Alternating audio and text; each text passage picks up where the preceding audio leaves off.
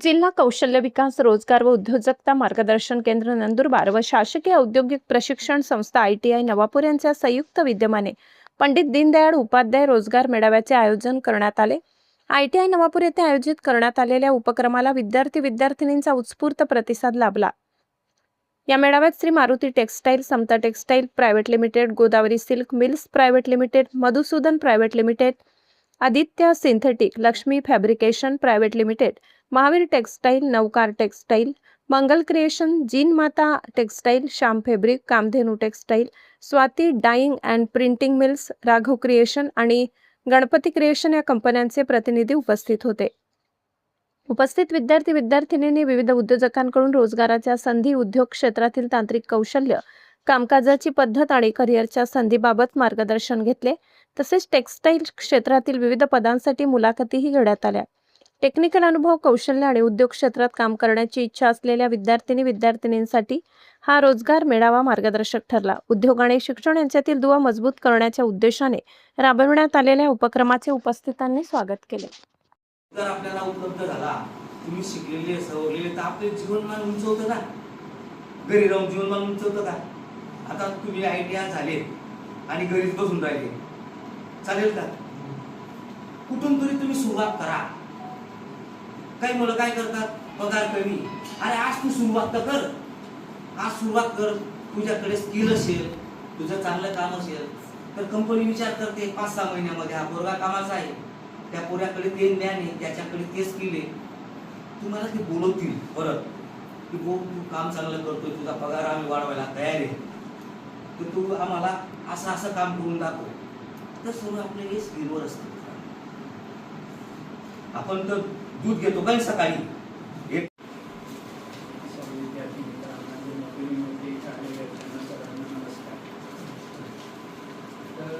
आपण नंदुरबार जिल्ह्यात राहतो, म्हणजे आपण पूर्ण आपला ट्रायबल जिल्हा आहे।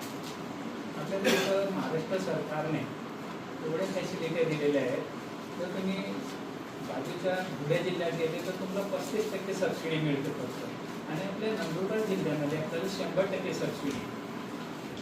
आता तुम्हाला उद्योजक बनायचे आहे का नोकर बनायचे? बरं मला असं सांगा, नोकर कोणाला बनायचे? कोणालाच बनायचे नाही। उद्योजक कोणाला? बरं हात वरती करा बरं। अच्छा, प्रत्येकाला वाटतं की मी उद्योजक बनायला पाहिजे, माझ्याकडे 10-5 लोकांनी काम करायला पाहिजे, बरोबर आहे? तर आपल्या नंदुरबार जिल्ह्यामध्ये 100% सबसिडी मिळते। त्याच्यात CMGP योजना जी आहे त्याच्यात 10 लाखापासून तर 50 लाख रुपयापर्यंत आपल्याला सबसिडी मिळते, आणि SC/ST वाल्यांना ते जास्त मिळते, 135 पर्यंत मिळते, बरोबर आहे? आता आमच्या इथे कसं आहे, मुलींसाठी राज भरणे, फणी भरणे हा बसून जॉब आहे, पंख्याखाली सावलीमध्ये। तसंच फोल्डिंग करणे, ज्या साड्या बनवल्या जातात, जो कपडा बनवला जातो त्याच्यासाठी त्याचे घड्या करतात, फोल्डिंग करतात, मुली बी करू शकतात। त्यांना कमीत कमी 20-25 हजारपर्यंत त्यांना पगार सुटतो। त्यात काय असतं, डबल धागा आला असेल त्या धाग्याला काढायचं आणि त्याला घडी करून त्याचे वजन करायचं आणि डायरीमध्ये नोंद करायची आणि त्याला ठेवायचं। ती 17 पैसे मीटर ते 18 पैसे मीटर आपल्याला मिळतं। एक कंपनीमध्ये 1,50,000 मीटर पर्यंत कपडा निघतो। आता माझ्याकडे 1,30,000 मीटर कपडा निघतो। माझे फक्त 96 मशीन आहेत, म्हणजे 96 मशीन आहेत, बरोबर आहे?